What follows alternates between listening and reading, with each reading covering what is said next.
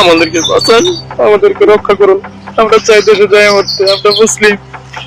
আমরা চাই আমাদের মৃত্যুর পর যেন জানা যায় এইভাবে শিয়াল কুকুরের মতো আমরা মরতে চাই না। প্লিজ আমাদেরকে বাঁচান।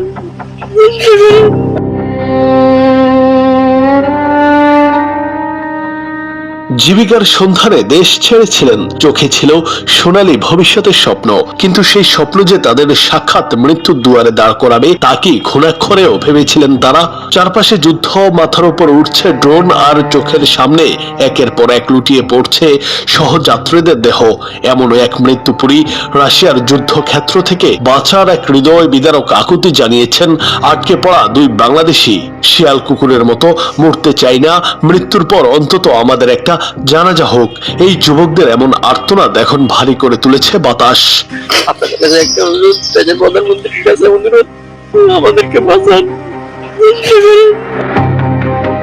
সম্প্রতি সামাজিক মাধ্যমে ছড়িয়ে পড়া একটি ভিডিও বার্তায় নিজেদের এই অবর্ণনীয় দুর্দশার কথা তুলে ধরেছেন তারা। ভিডিওতে দেখা যায় দুই যুবক দেশে ফিরতে দেশের সরকার, তারেক রহমান এবং দেশবাসীর কাছে বুক ফাটা আকুতি জানাচ্ছেন। ভিডিওতে কথা বলা যুবক তার পাশের জনকে পরিচয় করিয়ে দিয়ে বলেন, মাইনুদ্দিন ভাই আমার সঙ্গে আছেন, উনার বাড়ি চাঁদপুর। যদিও কথা বলা যুবকটি নিজের নাম প্রকাশ করেননি।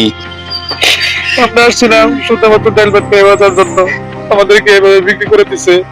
আমাদের 16 জনের ভিতরে 4 জন মাত্র জীবিত আছে এখন, সবাই আহত। কখন না কখন আবার পাঠাই দিবে সেটা আমরা বলতে পারি না।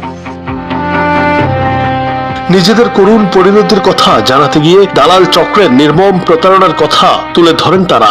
উন্নত জীবনের আশায় বুক বেঁধে মোট 30 জনের একটি দল পাড়ি জমিয়েছিল রাশিয়ায়, কিন্তু সেখানে পৌঁছানোর পরই তাদের স্বপ্ন পরিণত হয় দুঃস্বপ্নে।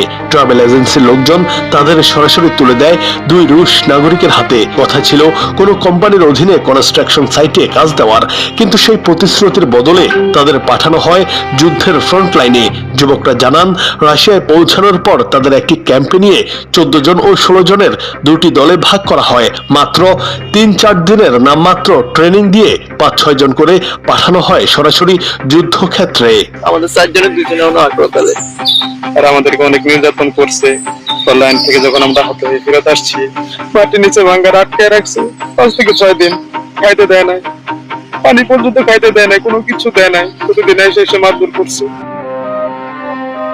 কান্না জড়িত কণ্ঠে ওই যুবক জানান, তাদের 16 জনের দলটির মধ্যে এরই মাঝে 12 জনই প্রাণ হারিয়েছেন। কোনো মতে বেঁচে আছেন কেবল তারা 4 জন, তবে তারা প্রত্যেকেই আহত হয়েছেন। চরম আতঙ্ক নিয়ে তারা বলেন, যে কোনো সময় তাদের আবারও ফ্রন্ট লাইনে পাঠিয়ে দেওয়া হতে পারে। জীবনের শেষ প্রান্তে দাঁড়িয়ে থাকা এই যুবকদের এখন একটাই চাওয়া, দেশের মাটিতে ফেরা। দেশের মানুষও সরকারের কাছে তাদের শেষ আকুতি, আমাদের বাঁচান, আমাদের রক্ষা করুন। আমরা এখানে মারা গেলে কেউ খবরও পাবে না। আর 14 জনের কি অবস্থা সেটা তো আমরা জানি না এখন পর্যন্ত। আমাদের 16 জনের ভিতরে 4 জন মাত্র জীবিত আছে এখন, সবাই আহত। প্রতারণার শিকার হয়ে ভিনদেশের মাটিতে মৃত্যুর প্রহর গোনা এই যুবকদের বুক ফাটা কান্না এখন শুধুই একটি প্রশ্ন রেখে যায়, এই অসহায় প্রাণগুলো কি সত্যি ফিরতে পারবে তাদের আপন ঠিকানায়, নাকি হারিয়ে যাবে যুদ্ধক্ষেত্রের অচেনা কোনো স্থানে?